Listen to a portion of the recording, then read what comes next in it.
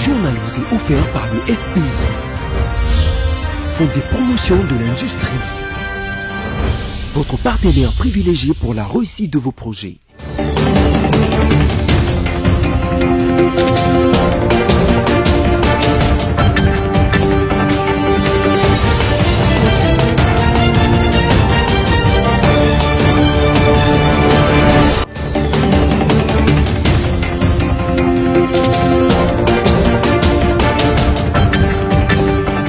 C'est l'heure de vous informer, mesdames et messieurs. Voici les titres de l'actualité de ces journaux-là. Le président de la République a tenu une réunion interinstitutionnelle le mardi 13 octobre à la Cité de l'Union africaine avec la présidente de l'Assemblée nationale, Janine Mabunda, et le président du Sénat, Alexis Tambwe Mwamba. Malgré l'interdiction par l'autorité de la ville de Kinshasa, la plateforme Lamuka a maintenu sa marche sous forme de tension ce mercredi 14 octobre afin de lutter contre la balkanisation et soutenir l'intégrité nationale comme elle l'avait annoncé. Depuis plus d'une semaine, il n'est plus à expliquer à quel point le dossier relatif à l'institution de Minembwe comme commune rurale a fait couler encre et salive. Plusieurs tiraillements sur le sujet politique, médias et population s'en mêlent. Vous suivrez les détails dans ces journaux-là. Après les titres, place au développement. Le président de la République a tenu une réunion interinstitutionnelle le mardi 13 octobre à la Cité de l'Union africaine avec la présidente de l'Assemblée nationale, Janine Mabunda, et le président du Sénat, Alexis Tambwe Mwamba. Il a été question de la Cour constitutionnelle et de la prestation des serments de juges récemment nommés dans cette institution. Suivez. Félix Tshisekedi, président de la République démocratique du Congo, a reçu en audience mardi 13 octobre 2020 la présidente de l'Assemblée nationale, Janine Mabunda Lioko, et le président du Sénat, Alexis Tambwe Mwamba, à la Cité de l'Union africaine. Au centre de leurs échanges, les questions relatives au bon fonctionnement de la Cour constitutionnelle en RDC. À en croire Alexis Tambwe Mwamba, les débats interinstitutionnels entre ces trois personnalités étaient sincères et il a précisé le point de vue du chef de l'État qui n'a pas hésité un seul instant à affirmer son attachement au Parlement et au texte, donnant l'assurance que les députés ne vont jamais déroger à la règle de toute leur production. Notez que l'entretien du mardi entre les trois têtes des institutions de la RDC est un signal pour l'organisation de la cérémonie de la prestation des serments des juges, car depuis la nomination de deux nouveaux juges à la Cour constitutionnelle, la prestation tarde encore. Je le disais en titre, malgré l'interdiction par l'autorité de la ville de Kinshasa, la plateforme Lamuka a maintenu sa marche sous forme de tension ce mercredi 14 octobre afin de lutter contre la balkanisation et soutenir l'intégrité nationale. Comme elle l'avait annoncé, les éléments de la police nationale congolaise ont dispersé à Massina, Pascal, dans le district de la Tchangou. Les militants venus répondre à l'appel de la marche. Face à la résistance de ces derniers, la police a crevé les pneus de la Jeep de Martin Fayoulou pour empêcher de marcher comme l'avait annoncé. Espérance Louvounou et Abel Kassongo y étaient présents.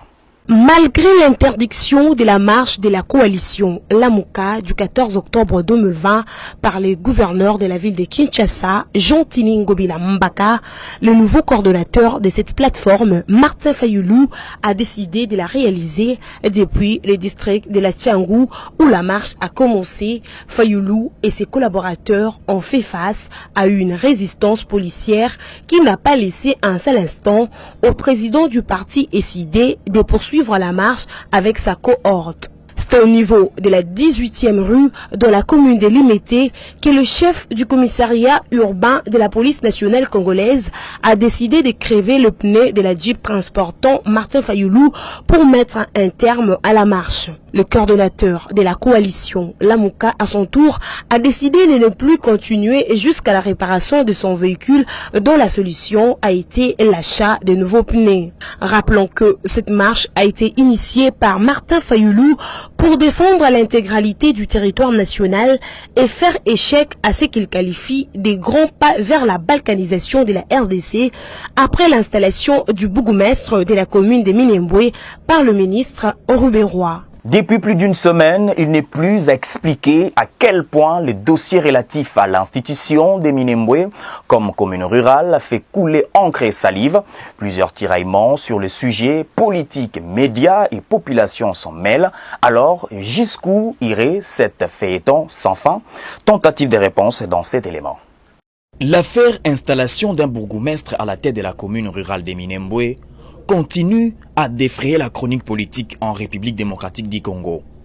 Après cette installation, des réactions ont fusé et continuent de pleuvoir de tous côtés. Le chef de l'État, Félix Antoine Tshisekedi, a déclaré l'annulation du processus de l'installation d'un bourgmestre à Minembwe.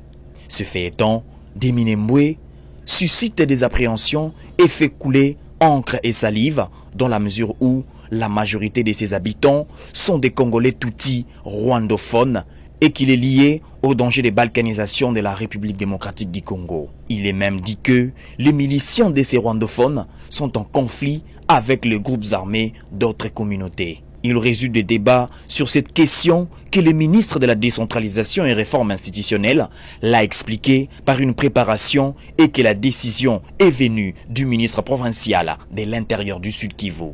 En effet, depuis plus de 2 ans que le bourgmestre de cette commune a été nommé sans jamais être installé à l'opposé des maires de villes comme notamment Uvira. Pour l'ancien Premier ministre Adolphe Muzito, ceux qui ont engagé la République dans cette affaire sont possibles des sanctions pénales, vu que Minembwe n'existait pas juridiquement.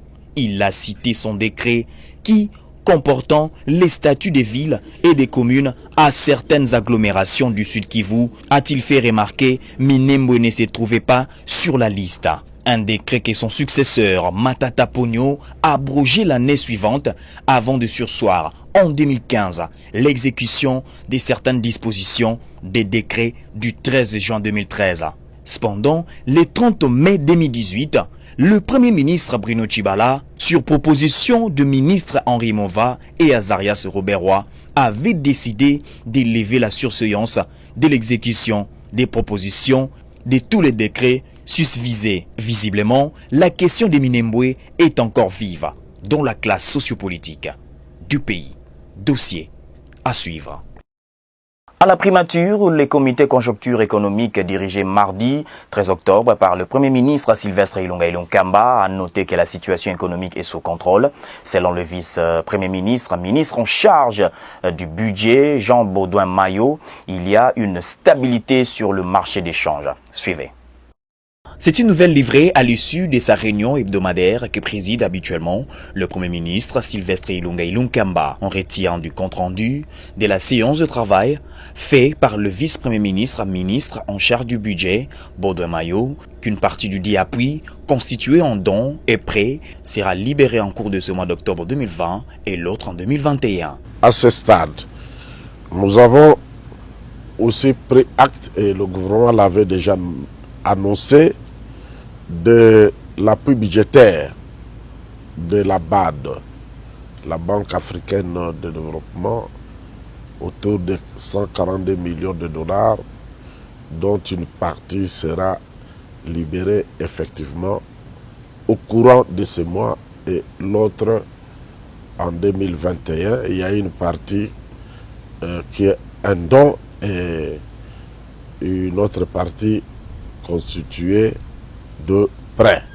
D'une manière générale, les membres du CCE ont, lors de l'examen du cadre macroéconomique du pays, constaté le maintien de la stabilité du taux d'échange, malgré quelques frémissements enregistrés suite à la rentrée scolaire, édition 2020-2021. Le produit d'exportation n'a pas baissé, en même temps que les prix pour cette semaine se sont améliorés quelque peu, notamment au niveau du prix du cuivre, qui est le principal produit d'exportation.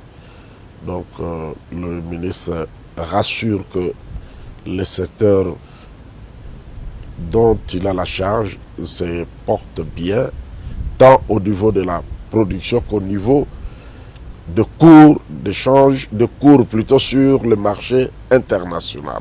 Les caucus des députés nationaux du Tanganyika ont soumis au Premier ministre Sylvestre Ilunga Ilunkamba la situation socio-économique de leur province et les projets prioritaires. C'était au cours d'une audience accordée le 13 octobre à la primature. Nous avons passé en revue la situation de notre province en ce qui concerne l'économie, la construction des infrastructures, la question des populations, des communautés, la question du social des populations, ainsi que la question de l'avenir de la province du Tanganyika. Il y a également la question des infrastructures. Il y a différents ponts qu'il faut absolument reconstruire ou réhabiliter. Le pont de Niemba, le pont de Kongolo, le pont de Luizi. Tous ces ponts, le Premier ministre a promis qu'il verra toute cette question avec le vice-premier ministre chargé des infrastructures. De toute manière, des réponses positives ont été données par le Premier ministre. Nous avons aussi parlé de plusieurs points, surtout celui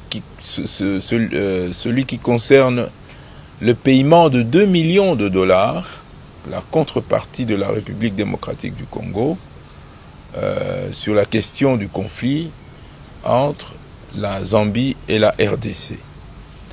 Ces 2 millions de dollars concernent le bornage des frontières et la République, notre pays donc, doit pouvoir absolument payer cette contrepartie à la SADC qui doit s'occuper de ce travail.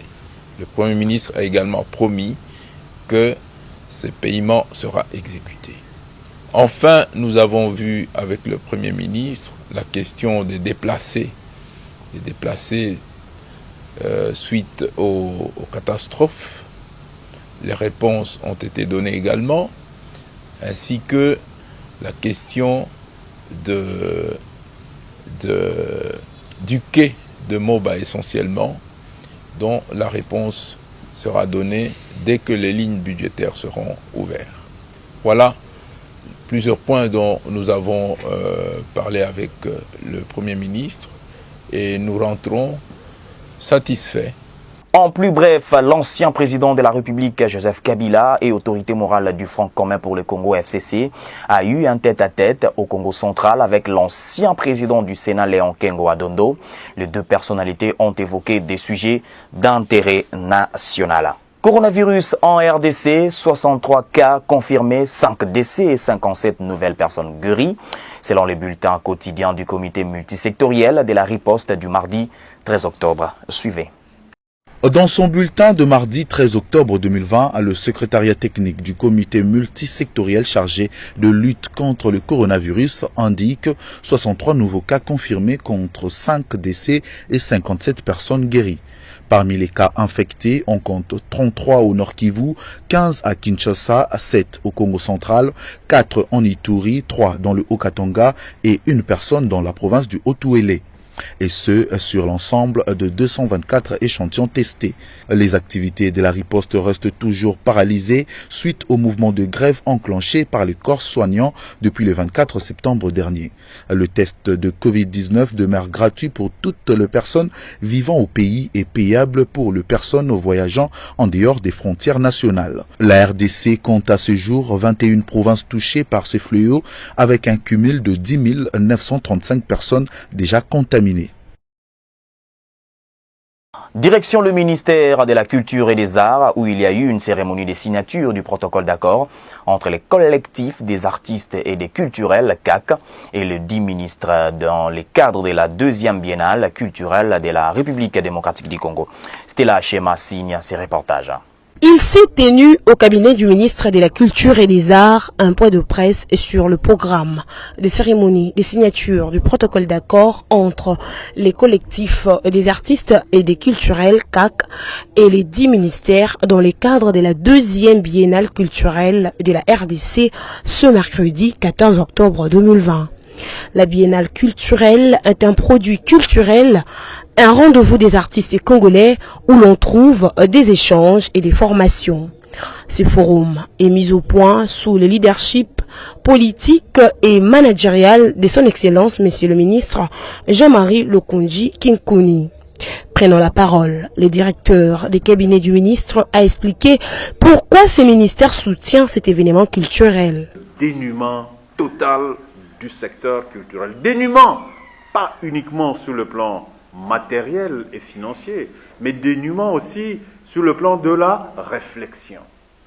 C'est ainsi, par exemple, que nous nous sommes demandé comment faire du secteur de la culture un secteur producteur, porteur sur le plan de recettes, sur le plan économique. Non pas seulement pour les administrations que nous sommes, pour qu'elles puissent fonctionner et organiser les secteurs, mais également pour les acteurs culturels que vous êtes, pour qu'ils puissent vivre de leur travail et surtout lancer l'industrie culturelle ou le fonctionnement culturel moderne comme on peut voir ailleurs. Alors, dans ces entrefaites, il a été question de produits, il a été question de solutions, il a été question de mécanismes de sortie de ce délabrement, de ce dénuement, de cette pauvreté absolue. De son côté, le coordonnateur du CAC a expliqué que le CAC a pour objectif réunir tous les artistes des disciplines diverses pour développer les secteurs culturels. Donc se mettre ensemble, c'est très important. C'est ça même qui a créé le CAC. Parce que le CAC, c'est toutes les disciplines confondues. Il y a des peintres, des sculpteurs, il y a des chanteurs, il y a tout le monde, hein. Il y a des comédiens, il y a des cinéastes, il y a même des gens qui sont dans l'art culinaire, il y a tout le monde, c'est ça l'idée. Et aussi, il y a les opérateurs culturels, que ce soit les journalistes culturels, les managers, les producteurs, c'est vraiment ça l'idée. Donc, et avec ce que nous faisons maintenant, et avec l'accompagnement du ministère, nous allons aller vers tout le monde pour fédérer davantage les gens, pour que nous réfléchissions ensemble, nous puissions vraiment avancer. Il s'y est de noter que la cérémonie d'ouverture se tiendra le 19 octobre 2020 au Musée national. La biennale a une portée scientifique, festive, mais aussi économique. L'ambassadeur des États-Unis en République démocratique du Congo, Mike Hammer, a offert le mardi 13 octobre un lot important de matériel de protection contre le coronavirus aux forces armées de la République démocratique du Congo, FARDC, à Kinshasa. Regardez. Ces dons est constitué notamment des gants, gel hydroalcoolique, des kits de lavement, des masques médicaux et des bouteilles d'oxygène. L'ambassadeur des États-Unis en République démocratique du Congo a affirmé que ce geste est non seulement le symbole de la bonne amitié entre les deux pays et leurs deux peuples, mais aussi et surtout vise à permettre aux forces armées de la RDC d'assurer la défense et l'intégrité du territoire national sans peur de contracter le virus. Les États-Unis sont en partenariat privilégié avec la RDC pour promouvoir la paix et la prospérité. Il y a donc une grande amitié entre les deux peuples américains et congolais. En réaction à ce geste, Monique Ngomo, commandante du corps de santé militaire, a exprimé sa gratitude au chef de l'État, commandant suprême de l'armée, pour ses efforts visant à protéger la population et envers les États-Unis qui continuent à soutenir la RDC dans plusieurs domaines, principalement dans celui de la lutte contre la pandémie à Covid-19.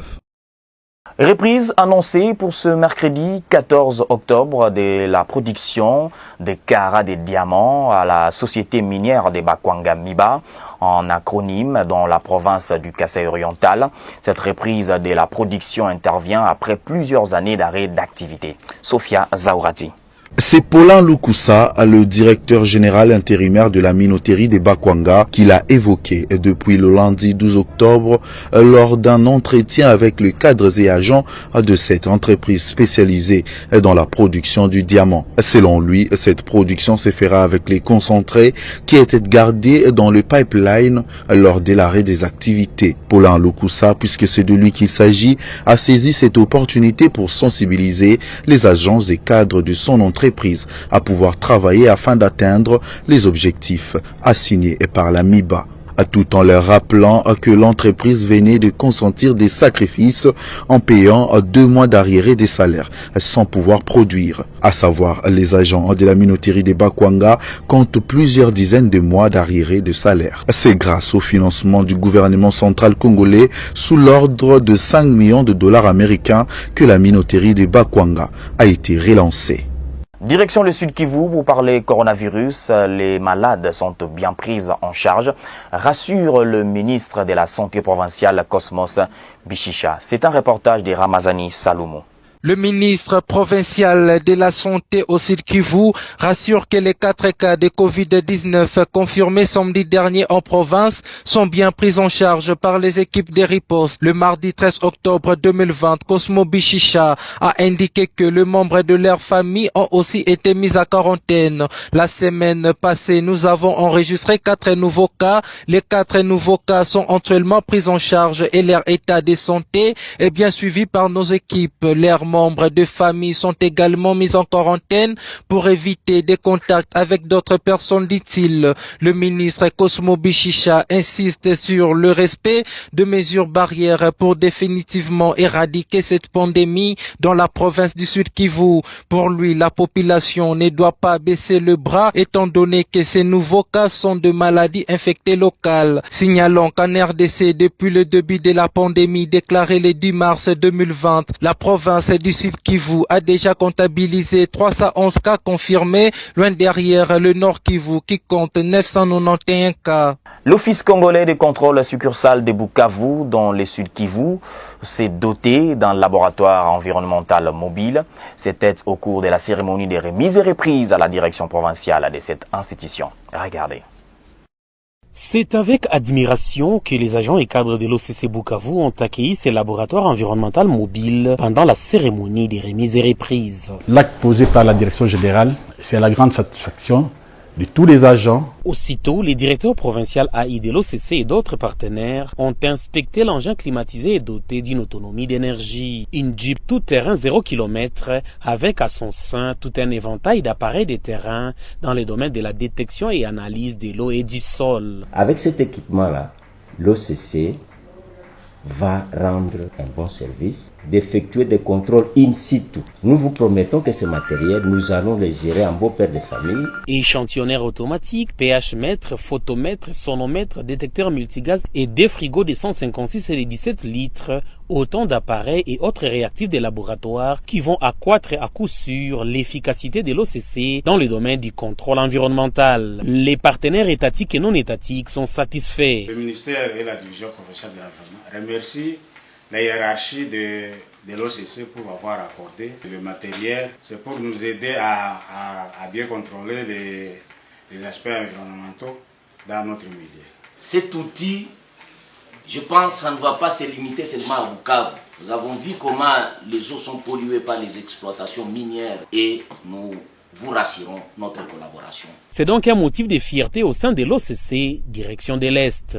À notre autorité nationale du DG, au nom de toute la masse laborieuse de notre entité, nos sincères remerciements. Signalons que c'est la énième fois que la direction générale de l'OCC forme et équipe la DIREST à la grande satisfaction du personnel qui s'améliore de plus en plus.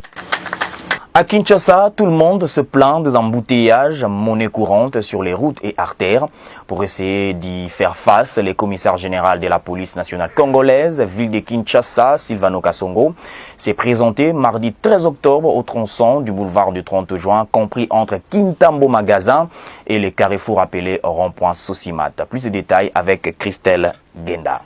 Le mardi 13 octobre 2020, le numéro 1 de la police nationale congolaise de Kinshasa est descendu sur l'avenue Mondiba dans son tronçon, compris entre la place Kitambo Magasin et le carrefour Sosimat. Il a été témoin du calvaire qui endure le conducteur sur cet axe routier via de bouchons terribles causés principalement par l'incivisme de conducteurs. Le général Silvano Kasongo a eu à retourner les véhicules des officiels qui ont l'habitude l'habitude de prendre le sens unique alors que les autorités du pays devraient prêcher par l'exemple. L'inspecteur provincial de la police qui a déclaré le fait que ces autorités s'insultent dans la violation du code de la route et que le véhicule de membres du gouvernement et ceux de la présidence de la République sont le mauvais exemple. Comme quoi, ceux qui sont censés faire respecter la loi la violent comme irrégulières citoyens. Par ailleurs, Silvano Kasongo a aussi ordonné que le laissez-passer illégaux soit arraché des véhicules. Le passage du commissaire provincial sur ce tronçon a permis d'éviter le pire de bouchons. Même dans le ralentissement, tout le monde a pu rouler à son aise. On va parler football amical. Les Léopards sont passés à côté du ridicule mardi 13 octobre au stade Prince Moulay Abdallah de Rabat en réussissant un score égalitaire d'un but partout face aux Lions de l'Atlas du Maroc. Ce nul a été obtenu après la lourde défaite par 3 buts contre 0 face aux étalons du Burkina Faso. Sami Bosongo nous en parle. Donné pourtant pour favori avant le match en raison de leur performance face aux Sénégalais, les Marocains n'ont pu faire mieux qu'un nul d'un but partout aux prises avec les Congolais, obnubilés par les dadas de tout faire pour laver l'affront essuyé après le match perdu lourdement face au Burkinabé.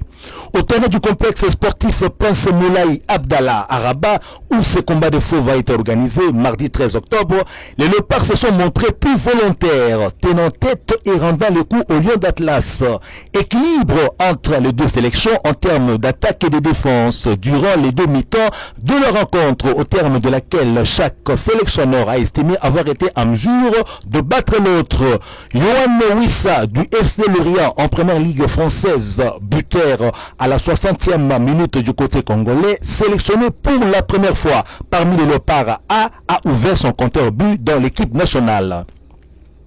Prise à partie pour manque de victoire avec la sélection A après ces rencontres, Christian Sengui Biembe, à quelques heures du match contre les Maroc, a déclaré, nous citons, « Moi, il faudrait m'attendre au mois de novembre prochain contre l'Angola. C'est là qu'il faudrait me juger et non sur des rencontres amicales qui me servent plutôt des repères. » Notez du reste, au sujet des matchs contre l'Angola dans le cadre des éliminatoires de la CAN Total Cameroun 2022 qu'ils vont se jouer le 14 novembre à 19h temps universel et le 17 novembre à 16h temps universel. Ne nous quittez pas, la revue de presse c'est dans un instant.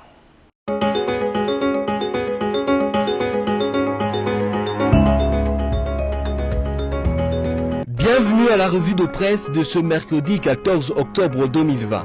Commençons par ce titre de congovirtuel.org.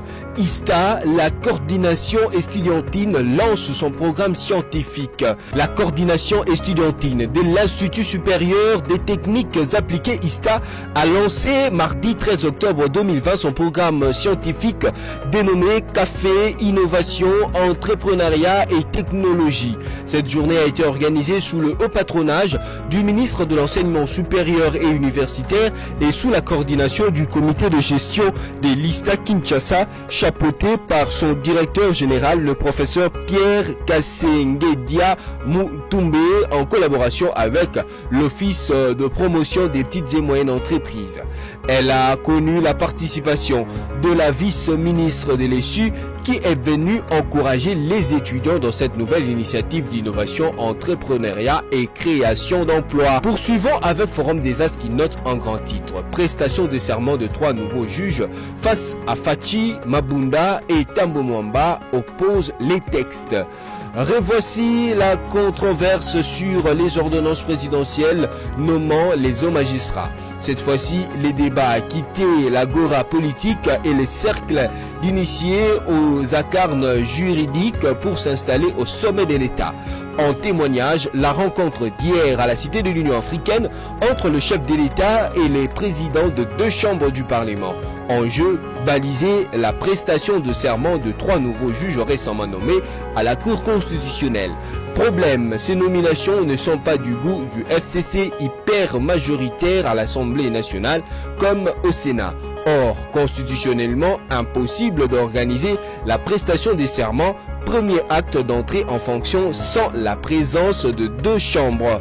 Droit de son bon droit, les speakers de la Haute Assemblée, Alexis Tambo Mwamba, à alléger sa langue de bois. Nous avons simplement dit au président de la République que nous sommes attachés au texte, a-t-il déclaré.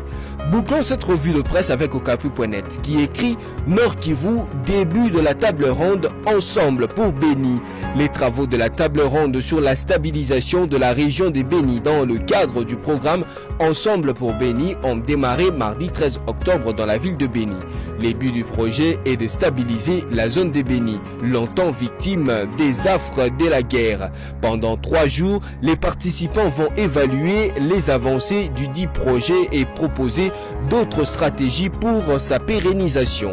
Au cours de cette première journée, il a été question de faire ressortir le point positif et négatif rencontré lors de la réalisation du projet Ensemble pour Béni. C'est tout pour cette revue de presse. Bonne suite de programme sur nos antennes.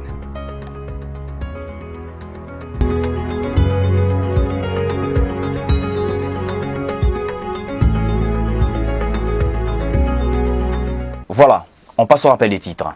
Le président de la République a tenu une réunion interinstitutionnelle le mardi 13 octobre à la Cité de l'Union africaine avec la présidente de l'Assemblée nationale, Janine Mabunda, et le président du Sénat, Alexis Tambwe Mwamba. Malgré l'interdiction par l'autorité de la ville de Kinshasa, la plateforme Lamuka a maintenu sa marche sous forme de tension ce mercredi 14 octobre afin de lutter contre la balkanisation et soutenir l'intégrité nationale comme elle l'avait annoncé. Depuis plus d'une semaine, il n'est plus expliqué à quel point les dossiers relatifs à l'institution de Minembwe comme commune rurale a fait couler encre et salive. Plusieurs tiraillements sur le sujet politique, médias et population s'en mêlent. Vous avez suivi les détails dans ces journaux-là. Ce journal est terminé. Merci de l'avoir suivi. Restez avec nous.